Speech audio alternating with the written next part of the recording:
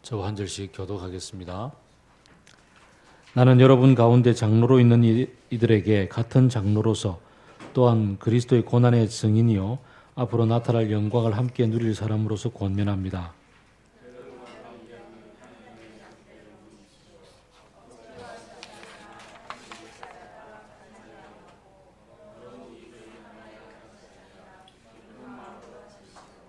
여러분은 여러분이 맡은 사람을 지배하려고 하지 말고 양떼의 모범이 되십시오.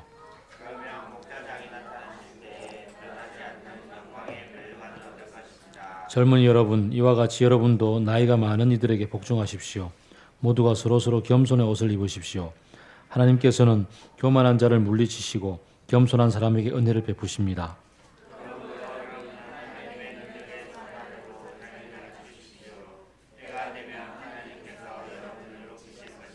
여러분의 걱정을 모두 하나님께 맡기십시오. 하나님께서는 여러분을 돌보고 계십니다.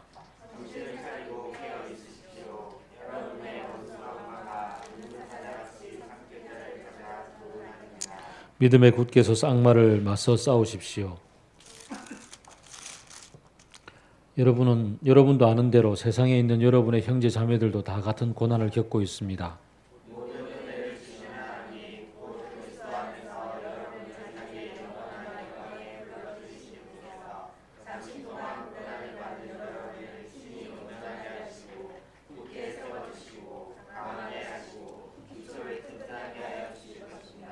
권세가 영원히 하나님께 있기를 빕니다. 아멘.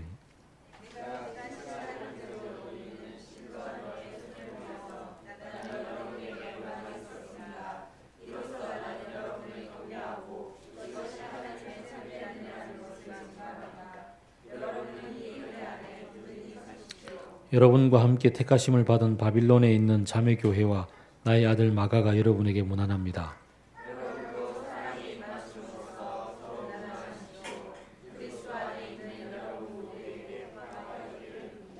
아멘. 이제 우리는 베드로전서 마지막 장을 함께 묵상을 합니다. 초대교회 그리스도인들이 다가오는 네로의 핍박의 전초전이라 할 수 있는 로마 사회 곳곳에서 이런저런 모양으로 그리스도인들이 핍박을 당하고 있었고 무시당하고 있었고 조롱당하고 있던 그런 상황들이 점점 거세어지고 있는 가운데 어떻게 하면 이 사람들을 서로 격려하고 세울 것인가라는 것이 베드로 사도의 아주 중요한 이 선신서를 기록한 목적입니다. 그래서 12절을 보게 되면 나는 이 편지를 쓴 까닭이 어떻게 하든지 여러분들을 격려하고 싶습니다. 그리고 하나님의 참된 은혜가 바로 이곳에 있음을 내가 이렇게 기록했던 이 말씀들 함께 굳게 지켜나가는 가운데 있다는 것을 여러분들에게 밝혀 드러내어 보여주고 싶었습니다. 그러니 여러분은 이 은혜 안에서 굳게 든든히 서 가시기를 바랍니다. 라고 이야기를 합니다. 서신서 전체의 목적이 이제 마지막에 기록이 되어져 있죠.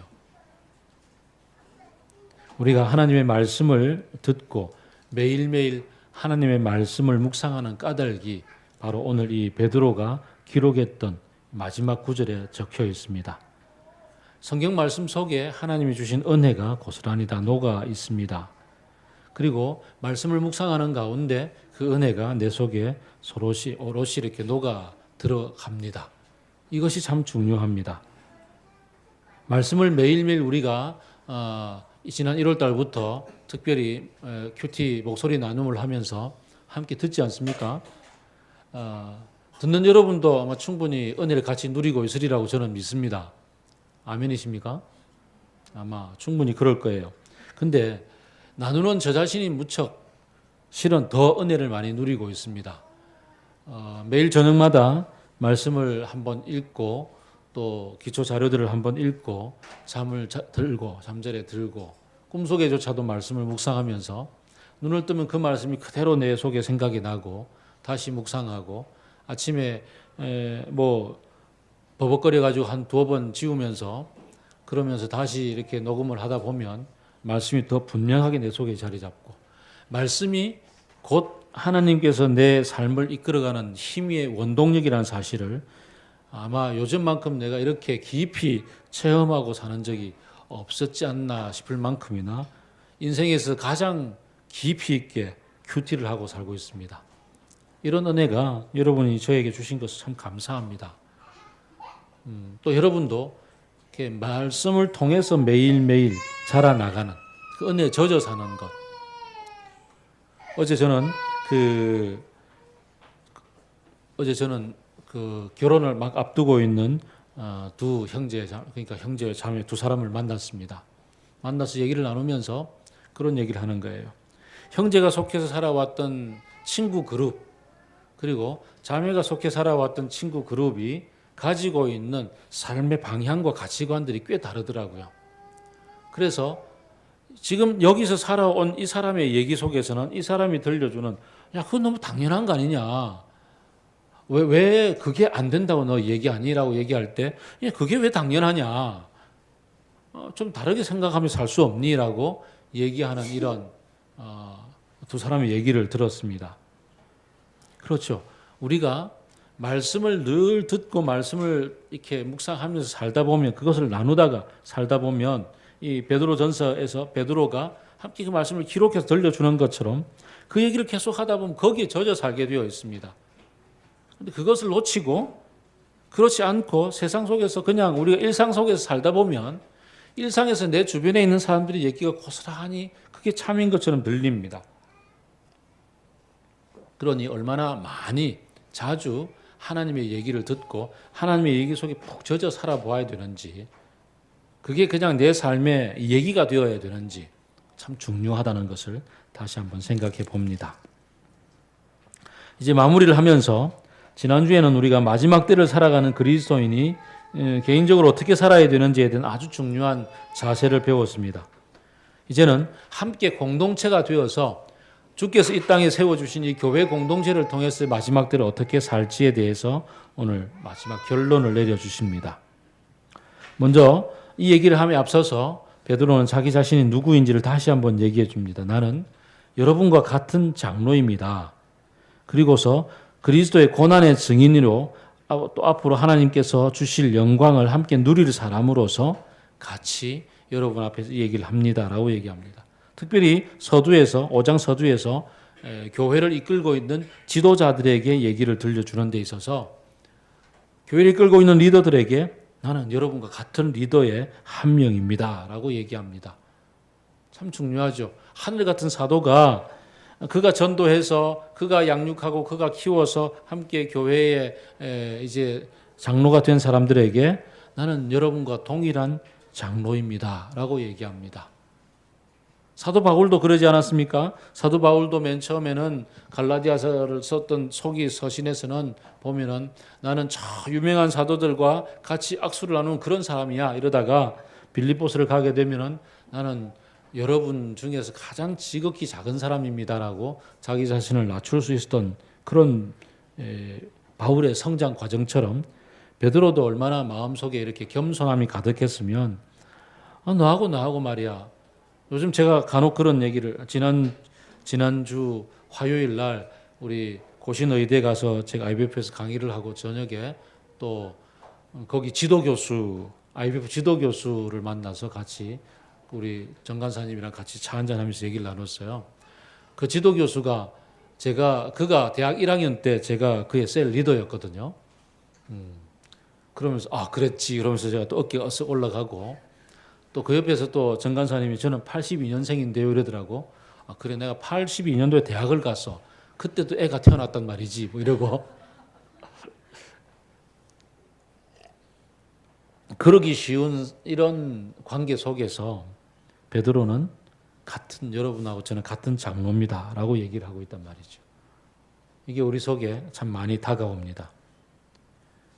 우리가 같이 인생을 걸어가면서 같이 앞서거니 뒤서거니 하며 교회를 섬기고 있다는 사실. 이게 얼마나 중요한지 모릅니다. 오늘 저녁에도 우리는 목자 모임을 할 겁니다. 목자 모임을 같이 만나면 저는 너무너무 기뻐요. 어느 순간부터인가 목자들이 저와 똑같은 고민, 어떻게 하면 이 맡겨진 양떼들을 하나님 앞에서 말씀으로 양육하고 자라나가도록 이렇게 도와줄 것인가. 지금처럼은 안 되는데 지금 저기 저 웅덩이에 빠지면 헤어나기 힘든데 그게 너무너무 안타깝습니다라고 서로 마음을 나누고 있는 이런 동지들, 동력자들이 있다는 게 너무너무 기쁘고 그 자리가 굉장히 편하고 즐겁고 저 자신의 고민도 함께 나누면서 같이 주님 앞에 가고 있구나라는 기쁨이 넘칩니다. 베드로가 바로 그런 같은 장로로서라고 얘기를 합니다. 더 나아가서 그는 그리스도의 고난의 증인이었지 않습니까? 베드로만큼 예수님을 가까이 모신 사람이 있겠습니까? 베드로는 예수님의 3년의 모든 생활을 같이 동고동락하면서 지냈습니다. 그런 생생한 증인이 들려준 얘기들이 바로 이 베드로 전서 후서란 말이죠. 그런 생생한 증인들이 들려준 얘기가 바로 이 기록된 성경이란 말이에요. 그럴 때 우리가 이 얘기를 듣고서 어찌 그리스도를 만나지 않을 수 없고 이 얘기 속에 증거되어지는 그리스도 속에서 참 그 영적인 파워를 느끼지 않을 수가 있겠습니까? 또 앞으로 나타날 영광을 함께 누리겠다고 그리스도와 함께 누릴 뿐 아니라 여러분과 함께 누린다라고 그러면서 얘기를 들려줍니다. 지금 우리가 살고 있는 이 삶의 고난의 현실하고는 비교도 되지 않는 하나님의 영원한 영광이 우리 앞에 있을 거라는 기대 속에서 현실을 다시 바라보자고요. 자, 우선 리더들에게 주시는 말씀, 여러분 가운데 있는 하나님의 양떼를 먹이십시오. 하나님의 양떼를 먹인다. 우리가 오늘 맨 처음 찬양이 선하신 목자, 날 사랑하는 분, 주 인도하는 곳 따라가리. 시편 23편. 그리고 또 지난 주 중에 우리가 요한복음을 묵상하면서 10장에서 예수님은 나는 참된 목자라라는 얘기를 주셨잖아요. 그 말씀의 이미지가 그대로 적용되어지죠. 양떼를 먹이라. 그런데 억지로 하지 말고 하나님의 뜻을 따라서 하나님이 하고자 하시는 방향과 그 길을 따라서 스스로 자원해서 하라고요. 참 중요합니다. 얼마나 중요한지 모릅니다. 목자는 그 선한 목자의 비유, 예수님이 들었던 요한복음의 10장의 얘기나 시편 23편의 얘기가 들려주는 바가 뭡니까? 양떼들을 앞서서 푸른 초장으로 이끌어가고 늑대가 나타나면 늑대다 그러고 먼저 도망가지 않고 목숨을 내어놓고 양떼를 보호하는. 지난주 중에 제가 유튜브 하나 봤는데요. 유튜브가 아니구나. 운동을 하면서 그 45번 채널 그 내셔널 지오그래픽 그걸 봤는데 거기서 그 야생 공원에 이제 늑대도 나타나고 혹은 곰도 나타나고 하는 이런 동네에 또 원숭이 나타나고 막 이러는 동네에 차를 몰고 가서 구경하는 그런 곳에 이제 연인을 지나서 이제 막 프로포즈하는 그날 프로포즈의 그 장소를 그 원숭이들이 아주 좀 사나운 원숭이들이 등장하는 그곳에 재밌다고 갔어요. 근데 문을 잠그지 않고 앉아 있는데 원숭이들이 와서 문 열고 들어와서 안에서 먹을 거 다 훔쳐 먹고 막 운전은 여자가 있는데 막 괴롭히는데 그 순간 보조석에서 타고 있던 남자가 그냥 도망을 쳐버린 거예요. 여자를 구할 생각도 안 하고 도망쳤어요. 그리고 저 앞차에 가서 다른 차에 가 도망가 숨어버리고 여자 혼자서 막 원숭이 앞에 그냥 난리가 났는데 그때 이제 마침 그 지키고 있던 파수꾼이 와서 이제 도와주어서 여자는 살아났어요. 근데 그날 밤에 이 남자가 반지를 꺼내놓으며 프로포즈를 한 거야. 결혼했을까요? 안 했을까요? 지영이 같으면 결혼했을까?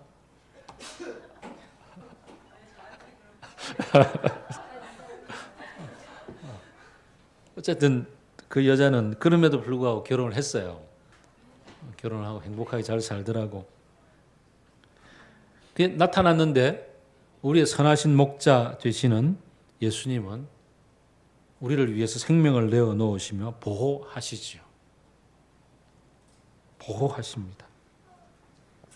이 얘기는 잠시 이렇게 문맥을 떠나서 조금 뒤로 가봅시다. 8절. 정신을 차리고 깨어 있으십시오. 여러분의 원수 악마가 우는 사자와 같이 삼킬 자를 두루 찾아다닙니다. 그러죠. 우리의 현실 속에 사탄이 악마가 우리를 삼키기 위해서 막 그냥 눈에 불을 켜고 쫓아다닌다는 거죠. 그럼 눈에 불을 켜고 쫓아다니는 그 순간에 주님이 우리의 목자가 되셔서 우리를 지키고 보호해 주신다고요. 목숨 내어 놓으시고서 지키고 보호해 주시는 그 하나님의 보호하심 속에 있단 말이죠. 그래서 왜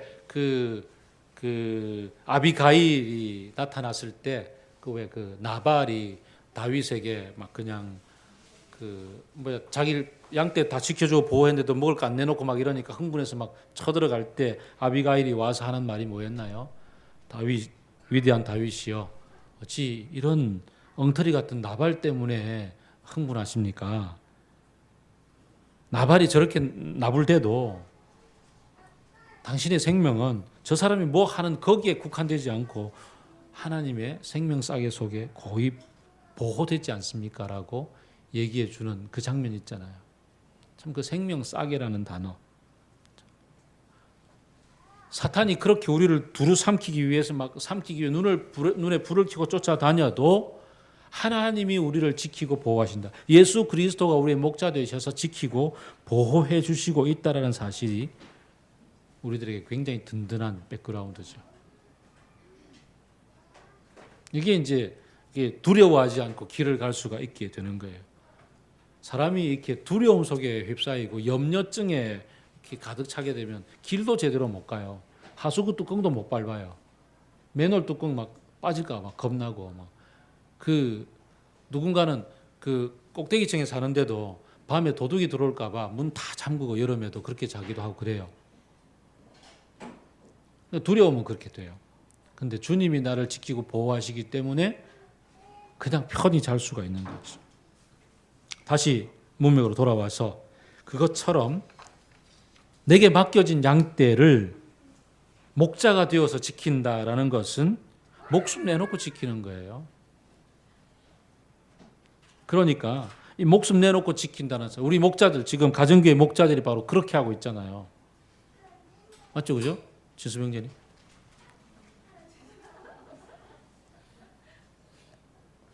실제로 여러분을 위해서 얼마나 수고하고 애쓰는지 몰라요. 우리 최근에 온 신입 우리 교회 새로운 그 형제가 그러더라고요. 와, 어떻게 그렇게 열심히 준비해 와서 그렇게 멤버들을 챙겨주고 그 말씀으로 양육하고 먹여주고 이끌고 있는지 진짜 놀랬다고. 신학을 한 것도 아닌데 어떻게 그렇게 말씀을 깊이 준비하고 묵상하고 함께 나누고 있는지 난 놀랬다고 막 그러는 새 가족을 만났어요. 우리 목자들이 그렇게 애쓰고 있다고요. 자, 그런데 그 목자가 된다는 것은 그렇기 때문에 이익을 탐하거나 혹은 사람들을 지배하기 위해서 좌지우지 휘둘러서 내가 뭔가 혹은 명예직으로서의 뭔가 나를 이렇게 명함 하나 찍어서 내놓기 위해서 하는 게 아니란 말이죠. 그래서 억지로 하는 게 아니라 자원하는 거예요. 스스로 자발적으로 헌신해서 하겠습니다라고 주님 앞에서 그렇게 기쁜 뜻을 가지고서 하는 거예요. 우리 맑은물 교회가 소망하는 리더상은 바로 그것입니다. 스스로 자원하는 겁니다. 그래서 리더가 되기 위한 기본 훈련 과정, 맨 마지막 과정으로서의 이 제자 훈련 과정은 여러분이 자원해서 하기를 원합니다. 물론 권하기도 합니다. 그러나 하지 못하겠다고 할까 말까 고민하는 사람 억지로 시키지 않습니다. 거기서부터 이미 훈련이 시작되기 때문에 그렇습니다. 두 번째로 하나님이 이끄시는 대로 하나님이 하시고자 하는 대로 하나님의 뜻을 따라서 이끌어야지 내 이익이나 내 지배력 때문에 하는 것이 아니란 말이죠. 그런데 오늘날 안타깝게도 교회 직분은 어느 순간부터 교회의 권력이 되어져 있고 나를 내세우고 나를 지켜 세우기 위한 그런 계급처럼 되어져 있는, 그래서 명함에다가 어느 교회 장로 이렇게 찍어서 가지고 다니는 것이 아주 유명세처럼 얘기되어지는 그런 현실을 봅니다. 강남에 가게 되면은 강남에서 명목상으로 그 45%가 강남 주민의 45%가 그리스도인입니다. 그렇기 때문에 거기에서는 어느 교회 장로 찍어 다니는 것이 꽤 자기 자신을 높일 수 있는 근거가 됩니다. 그래서 교단의 그 어떤 정치 구조상으로 침례교는 장로를 두지 않고 안수 집사가 장로교의 장로 역할을 합니다만은, 그럼에도 불구하고 한국 침례교는 이게 얼마나 이렇게 장로가 이렇게 계급이 되어 있는지, 우리도 장로 세웁시다 그래가지고 한국에 있는 침례교는 장로를 세웠어요. 침례교는 원래 제도상으로 장로가 없는데, 그만큼 오늘날 교회에 이 계급이 되어져 있다는 것, 지배하려고 하고 이익을 탐해서 그 자리에 있다라는 사실이 중요합니다. 옛날에 그 젊었을 시절에는 청계천에서 그렇게 그 가난한 이들과 더불어서 뒹굴고 같이 거기서 그들을 위해서 애쓰고 했던 그 우리의 믿음의 선배가 있습니다. 어느 목사님이신데 그 새벽을 깨우리로다 이러면서 하셨던 분이 있습니다. 그분 퇴임할 때 얼마를 받고 나갔는지 아십니까? 기도 안 차는 금액을 가지고서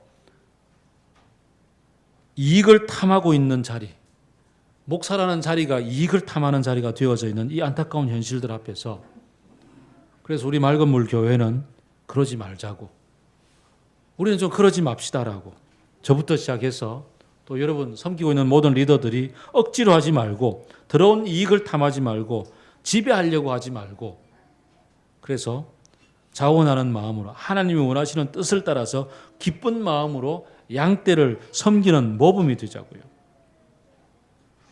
이렇게 헌신해 나가는 것이 중요합니다.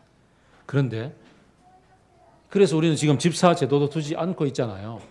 그냥 섬기는 직분 그 자체의 이름을 가지고 있습니다. 그럼에도 불구하고 저는 이 말씀을 묵상하면서 가만 생각을 해봤어요.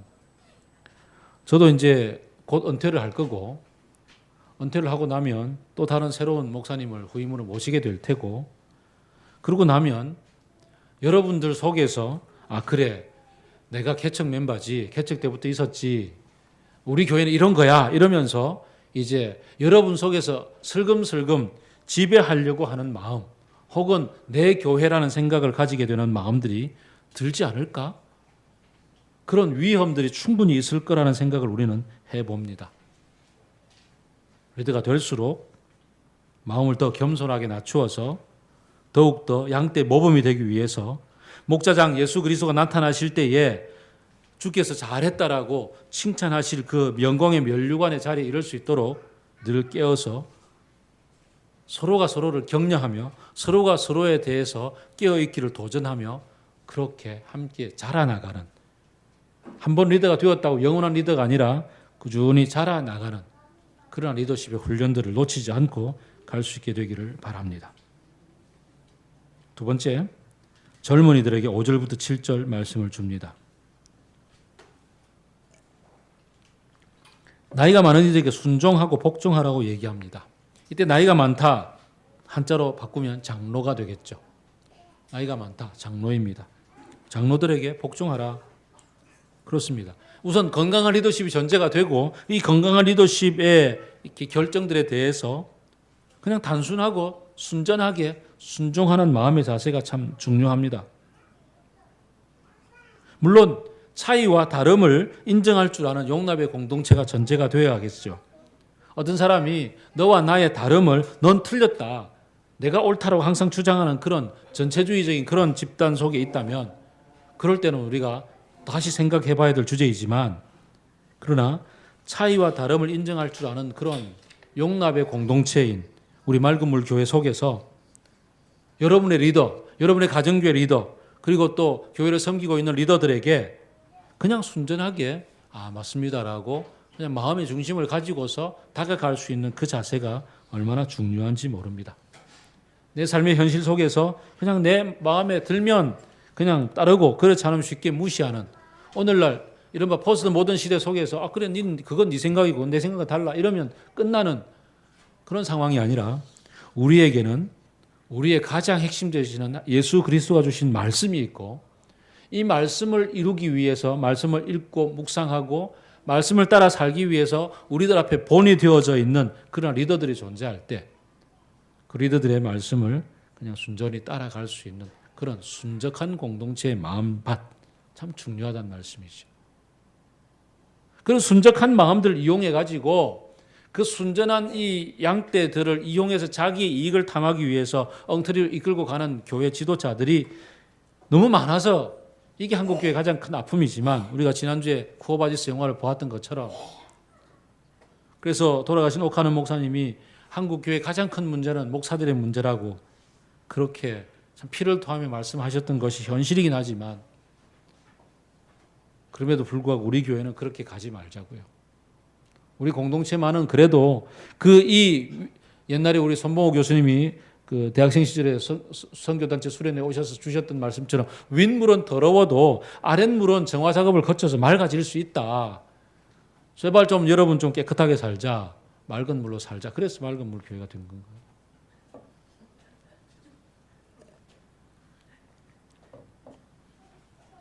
좀 그렇게 좀 목표점과 교회를 새롭게 하겠다는 그런 사명감을 좀 가지고서 우리가 같이 동참했으면 좋겠어요. 히브리스를 보게 되면은 여러분들이 이제 세월이 지나서 단단한 식물을 먹어야 될 때가 되었는데 아직도 젖 먹고 사냐? 좀 제발 정신 차려라. 라고 얘기하는 본문이 주어집니다. 아마 여기에 계시는 성도 여러분 가운데서 몇몇 분을 제외하고는 거의 대부분이 신앙의 연수로 보나 맑은 물 교회에서 훈련받은 연수로 보나 여러분이 적어도 헌신해서 자원한 마음으로 기쁘게 즐겁게 하나님의 교회를 섬기기 위해서 영혼들을 섬기기 위해서 애를 쓰고 주님 제가 여기 있사오니 주님의 뜻대로 저를 써주옵소서라고 드릴 수 있는 준비가 된 사람들은 대부분이라고 봅니다. 맞지 않습니까? 예. 그렇다면 우리가 이제 깨어서 주님 앞에서 자원하고 기뻐하는 마음으로 주님의 뜻을 좇아서 교회 공동체를 새롭게 하고 이 타락하고 썩어져 가고 있는 한국 교회 현실들 속에 좀 제대로 된 교회의 모습으로서 좀 건강한 교회가 이렇게 할 수 있다라는 것을 이렇게 우리는 살고 있다 이런 것을 좀 보여주고 좀 드러냈으면 좋겠어요. 실제로 그렇게 살았으면 좋겠어요. 제 딸이 어제도 저녁에 늦게 와가지고 잠자야 되는 아빠를 깨워가지고 막 얘기를 나눴는데 자기가 친구들하고 얘기를 나눠보니까 난 몰랐는데 어릴 때부터 지냈으니까 10년간이나 난 몰랐는데 우리 교회가 진짜 건강한 교회더라고요. 이런 얘기를 하더라고.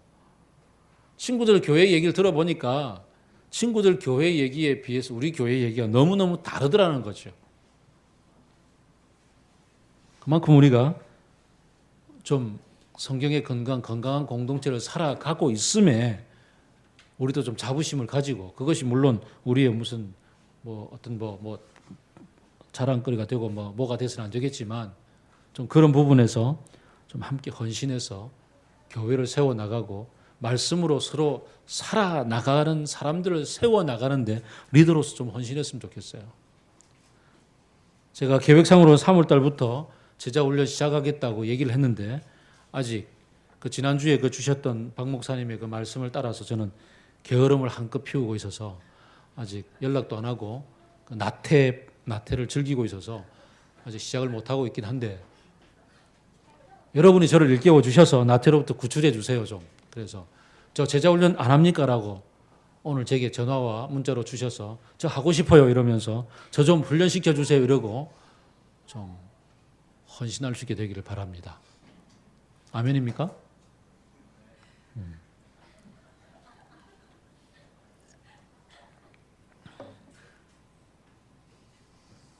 그 다음 우리가 리더뿐 아니라 모두가 함께 해야 될 일들을 젊은이들에게라고 주시며 함께 주시는 말씀이 이어집니다. 서로 겸손의 옷을 입어라. 겸손으로 허리를 동이라 이렇게 되어 있습니다.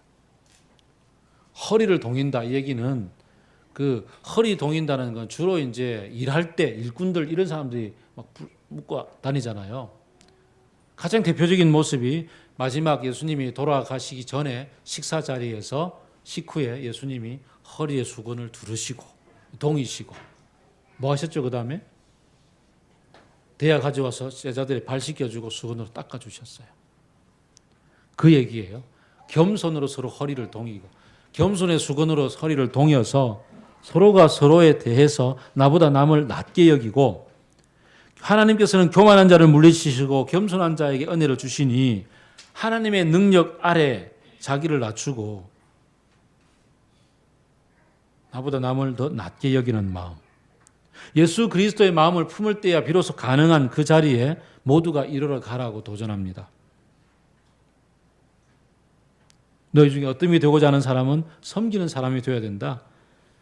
겸손하게 나보다 남을 낮게 여기려면 너희 안에 그리스도 예수의 마음을 품어야 한다. 그는 근본 하나님과 동등히 여기실 본체이시지만 그러나 동등히 여길 것을 취하지 아니하시고 자기를 비어 종의 형체로 내려오셨고 죽기까지 복종하셨으니 빌립보서 2장에서의 말씀, 그 말씀을 실천할 수 있는 곳이 바로 이 교회 공동체입니다.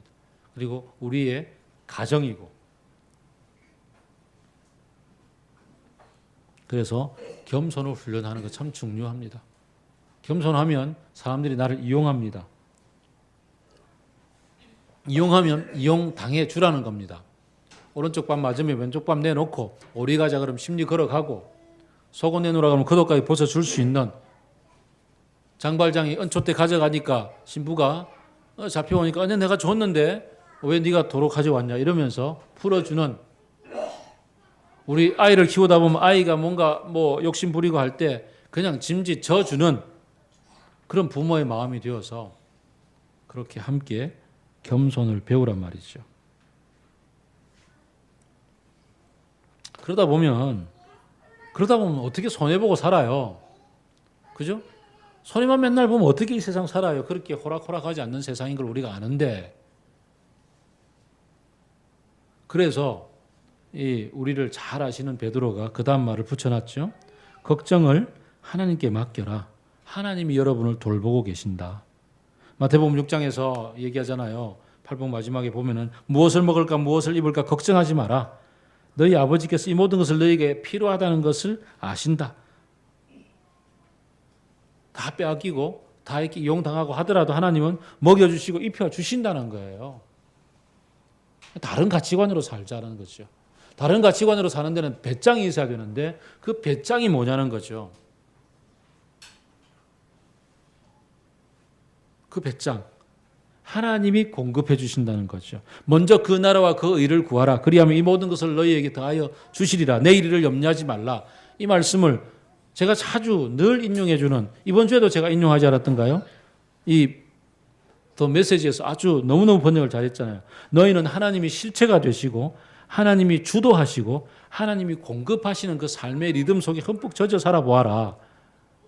하나님의 발걸음, 하나님의 호흡을 배워보아라. 뭔가 놓칠까 봐 걱정하지 마라. 매일에 필요한 모든 것을 하나님 채워주실 거다. 하나님께서 지금 여기 하고 계시는 일에 온전히 집중할 일이지 내일 있을지도 없을지도 모르는 그 염려에 나를 빼앗기지 말라라고 얘기를 하죠. 그렇습니다. 주님을 믿고 믿는 구석이 있을 때 빼앗겨도 그래 가져가야 된단 말이죠. 믿는 구석이 있으면 그냥 다 내어줄 수 있는 거예요. 다른 가치관으로 우리가 살 수 있는 백그라운드는 하나님의 지키시고 보호하십니다. 때로 그것이 고난이고 고초일지라도 달게 받아들일 수 있는 백그라운드 하나님이다. 그 사실을 기억하면서 우리가 겸손을 여기서 배우고 그리고 나아가서 세상 속에서 겸손하게 살자고요. 교회 다니는 사람이 개독교인으로 욕먹는 가장 큰 이유가 뭐예요? 세상 속에서 가장 이기적으로 살거든요. 가장 이기적인 모습은 다 부리면서 기독교인이라고 또 주장은 또 하네.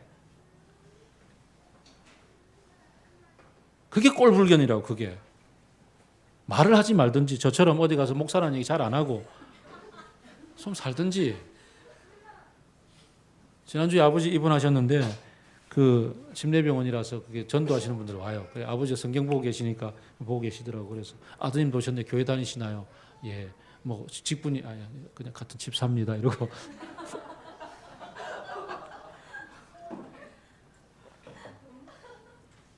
그렇게 살든지.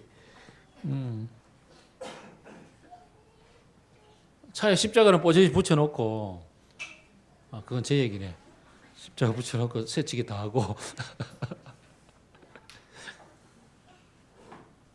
자, 겸손을 교회 안에서 배우고 세상 속에서 그렇게 살아가고,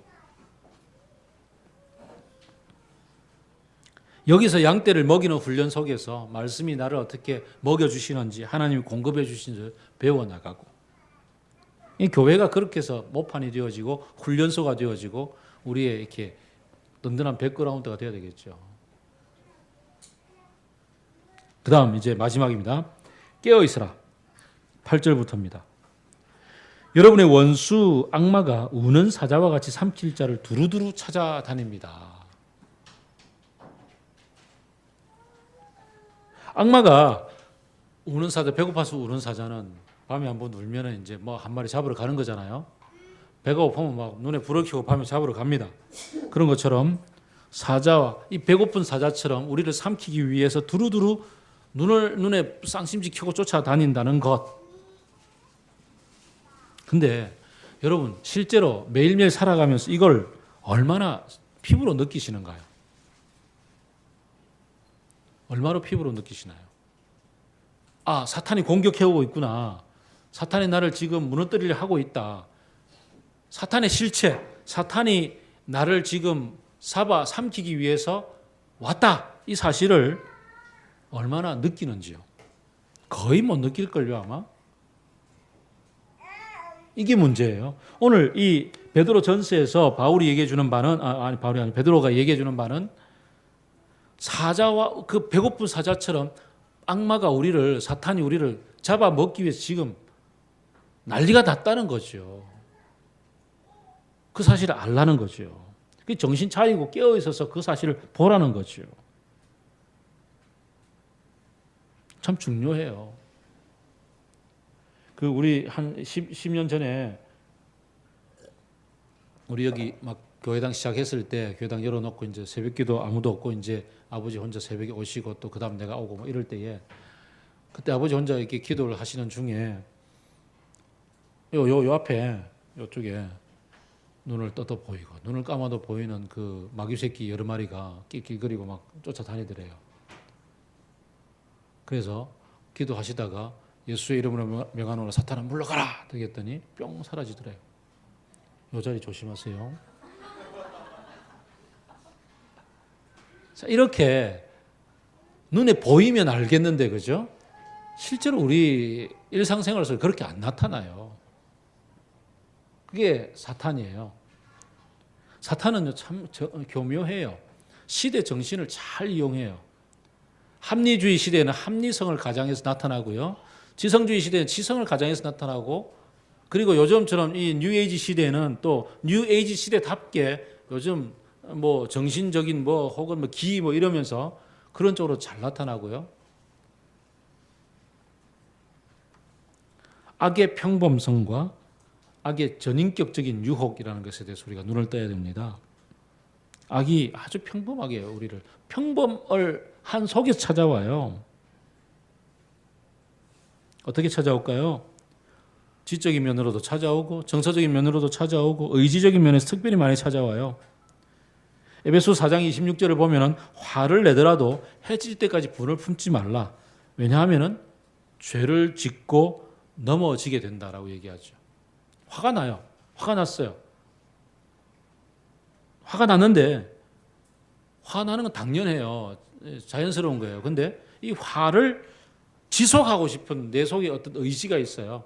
이 의지를 자극하고 그래 그게 옳아 계속 화를 내야지 라고 부추기는 게 누구겠어요?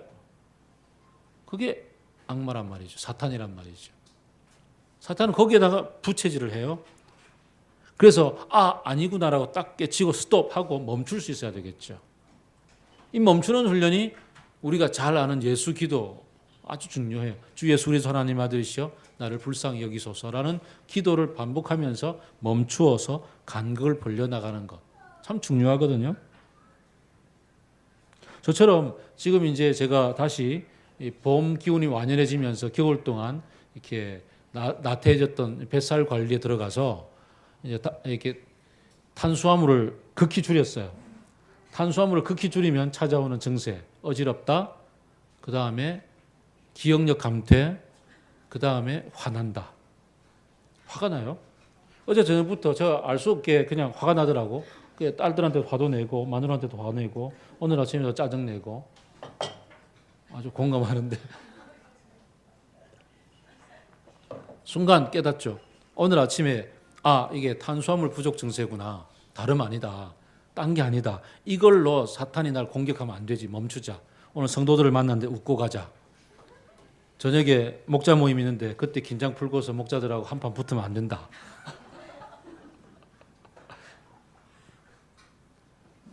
여기에서 알아차리지 못하게 하고 그것이 당연하다고 생각하게 하고 그냥 감정을 불어일으키는 것, 사탄의 유혹의 지점이죠. 우리가 지적인 호기심이나 의문들이 있을 수 있습니다. 그러나 거기에 대해서 어떤 나의 고집과 아집이 거기에 그릇된 직관까지 붙어가지고 거기에서 한 걸음 더 나가면은 공연한 의심이나 엉뚱한 결과로 발전하죠. 특히 MBTI에서 N 기질이 강한 사람들, 직관적인 사람들, 그릇된 근거를 가지고 직관 딱 판단하면 직관이 옳다고 생각하고 쫙 밀어붙입니다. 그러면 거기에서부터 시작해서 엉뚱한 결과로 발전하고 죄의 결과로 가죠. 사탄은 아주 좋아합니다. 그런 것들. 술과 같이 이렇게 즐거움을 주는 것도 마시다 보면 더 찾게 된다고요. 거기에 의지가 붙게 되면 타락으로 이어지게 되겠죠. 이런 자연스럽고 일반적인 것들 속에 사탄이 우리를 유혹한다고요. 우는 사자와 같이 두루 삼킬 자를 찾아다니는 사탄은 그냥 아까 말씀드린 것처럼 여기 마귀 새끼 몇 마리 이런 식으로 안 나타난다고요. 가장 자연스러운 생각, 가장 자연스러운 어떤 가치관 속에 주어집니다. 옆집 아이 뭐 입었던데 우리 아이는 왜 못 입었지? 이런 속에서 그냥 찾아온다고요. 그런 생각 속에서 우리가 뭐가 사탄의 유혹이고 뭐가 하나님의 뜻인지를 분별할 수 있는 능력. 로마서 12장 1절 2절에서 너희를 거룩한 산제사로 드리라. 그것은 하나님이 기뻐하시는 바인데 너희는 이 세대를 본받지 말고 하나님의 기뻐하시고 선하시고 온전한 뜻이 무엇인지 분별하라 그랬잖아요. 무엇이 하나님의 길이고 사탄의 유혹인지를 분별할 수 있기 위해서 우리는 훈련이 되어져야 되겠죠. 직관도 훈련되어져야 되고 판단도 훈련되어져야 돼요. 그런 측면에서 매일매일 말씀을 먹고 말씀 앞에 끼어 있는 것이 훈련에 있어서 굉장히 중요하겠죠. 몇 번 탄수화물 줄였다고 해서 제가 그냥 커피 마음껏 프리마트 거 그냥 벌컥벌컥 마시고 이러다 보면 뱃살 나와요. 무디어져요. 매일매일. 그리고 공동체에서 깨어서 어떻게 대적할까요? 본문은 계속해서 얘기합니다. 믿음에 굳게 서서 악마를 대적하라 라고 얘기합니다. 믿음에 굳게 서는 것. 무엇일까요? 믿음은 하나님이 계시는 것과 하나님이 우리를 위해 하신 일과 하시고 계시는 것과 생명싸개 속에서 보호하고 지켜 주시는 것과 마지막 영생의 면류관 속에 우리를 이끌어 가시는 것에 대해서 신뢰하고 받아들이는 거죠. 제 아내와 저는 따로따로 사람들을 많이 만납니다. 제가 여자를 만날 때도 있고 아내가 남자를 따로따로 만날 때도 있습니다. 의심하기 시작하면 끝없이 펼쳐질 수 있는 관계입니다. 그렇죠? 제가 운전을 해가면서 옆에 보조석에 다른 우리 젊은 자매들 앉히고 갈 때도 있습니다. 물론 옛날 어른들은 그거 하지 말라 그러더라고. 뒷자리에 앉히라고 뭐 그러고 상담할 때도 문 좀 열어놓고 하고 뭐 그러던데 어쨌든 그런 순간순간들에 대해서 아내가 의심하기 시작하면 끝없습니다. 옛날에 잠깐 의심한 적이 있었어요. 제가 진여고 교사 시절에 예쁜 고등학생들 앞에서 있으니까 그때 연애 시절이었지. 그때 살짝 질투하더라고. 나보다 더 예쁜 애들 앞에서 뭐 이러고.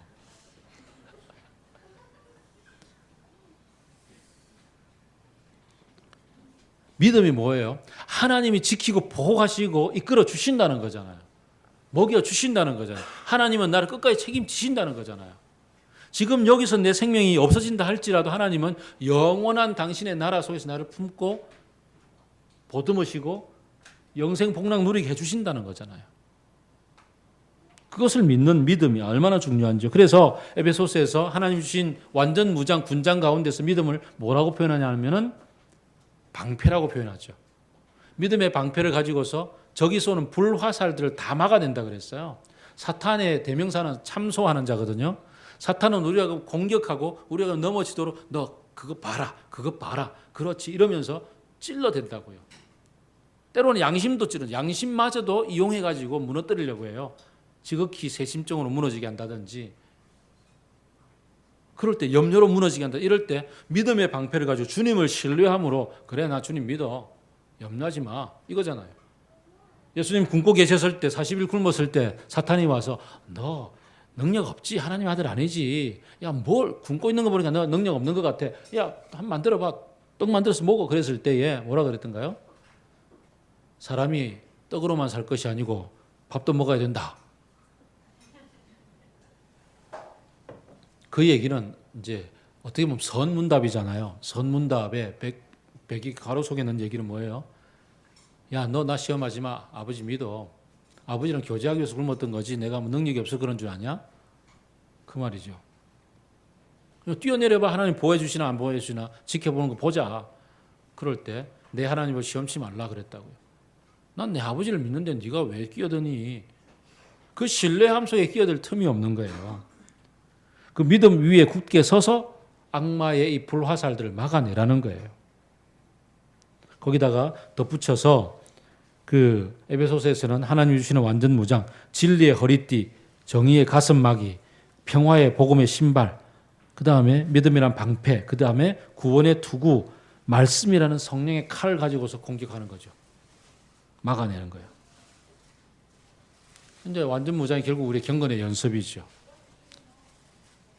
자, 우리 놓치지 말자고요. 매일매일 말씀의 묵상 놓치지 말고, 묵상할 틈이 없으면 그냥 목소리 나눔도 클릭해서 한두 번 듣고 또 묵상하고 나서라도 듣고 이러면서 서로 나누자고요. 밴드에 댓글 좀 올려주세요. 저도 사람이에요. 저도 허공을 향해서 외치는 것 같으면 저도 막 힘 빠진다고요. 그러니까 밴드에 댓글들 올려주시고, 그 다음 구절이 바로 그 얘기합니다. 10절이죠. 9절. 여러분도 아는 대로 세상에 있는 여러분의 형제 자매들도 다 같은 교난을 겪고 있습니다. 믿음의 동지들이 있다는 거예요. 나 혼자만이 아니라는 거예요. 엘리사가 그 갈멜산에서 전투를 치르고 나서, 엘리야가 갈멜산에서 전투를 치르고 나서 지 혼자밖에 안 남았다고, 하나님 믿는 사람 다 죽었다고 그렇게 막 설레발 쳤던 그게 아니란 말이에요. 나 혼자가 아니라 옆에 있는 사람들이 다 그 고난을 겪고 있다고요. 네가 내 고통을 당해봤나? 내보다 더한 고통을 이 사람은 당하면서 하나님 앞에서 일어서고 있는 모습들이 얘기 나누다 보면 있단 말이에요. 그 속에서 우리는 격려받고 힘을 얻어서 믿음을 굳게 해서 나가는 거거든요. 그래서 가정교회에서의 나눔이 중요한 거예요. 예배 한번 드리고 집에 가는 사람들은 그 은혜를 못 누리는 거예요. 가정교회에서 함께 삶을 나누면서 그래, 너도 힘들었구나, 나도 힘든데 같이 손잡고 울면서 일어서자, 힘내자 이러고서 말씀 붙잡고 격려 나가는 것, 그게 중요하거든요. 그래서 말씀에 굳게 서고 하나님을 신뢰하는 믿음 위에 성도들 간에 동지애를 가지고서, 같은 전투를 치르고 있는 동지애를 가지고서 같이 가는 거예요. 그리고서 우리가 이 길을 마쳤을 때 주시는 상, 주 예수 그리스도와 함께 고난을 달게 받았을 때 마지막 날에 주께서 주시는, 그 당시는 이제 그 로마의 올림픽 시대니까, 그리스 올림픽의 문화였으니까 면류관이 아주 중요해요. 모두가 알고 있는 문화. 그 면류관 중에 그냥 그 면류관은 뭐로 만들죠? 월계수는 곧 썩어버리는데 썩지 않는 면류관, 하나님 주신 썩지 않는 면류관, 구원이라는 면류관, 주님의 받아들이심과 영광이라는 것, 거기에 이르게 될 것을 믿고 가자고요. 그래서 작년에도 제가 함께 말씀드렸던 것처럼 다시 오실 하나님의 나라, 완성되실 하나님의 나라, 거기에서 우리가 뭘 하고 있을지, 거기에서 주님이 어떻게 칭찬하실지를 기억하면서 잠시 동안 고난받는 여러분을 친히 하나님께서 온전케 해주시고 굳게 세워주시고 강하게 해주시고 기초를 튼튼하게 해주실 하나님의 백그라운드가 있다는 것을 믿고 가자라고 다시 격려합니다. 힘을 내자고요.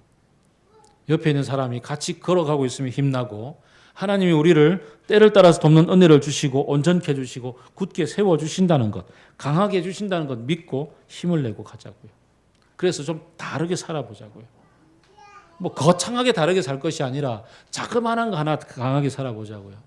우리 공동체에서 함께 신앙생활을 하다가 이제 저기 당진으로 이사간 서희자매 있잖아요. 서희자매가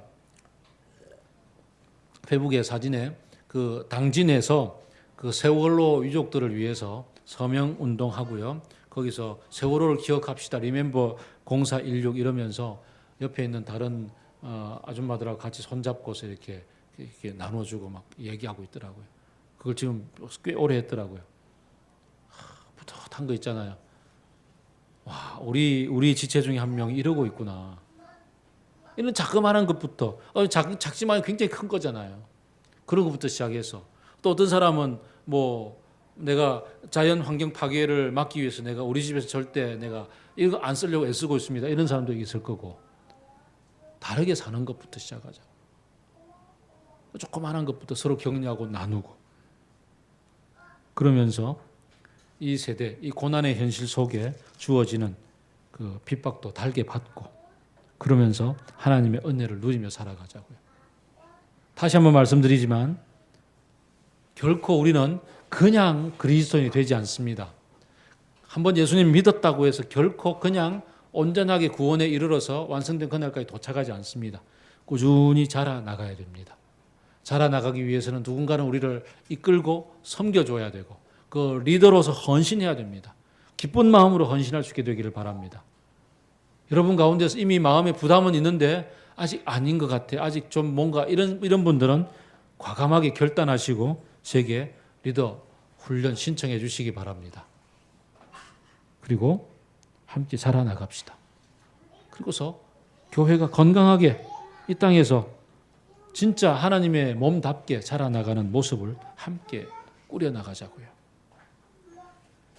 자, 선한 싸움 다 싸우고 주님 앞에 이르렀을 때 주께서 잘했다 칭찬하시는 그 자리에 함께 만나는 우리들이 되기를 바랍니다.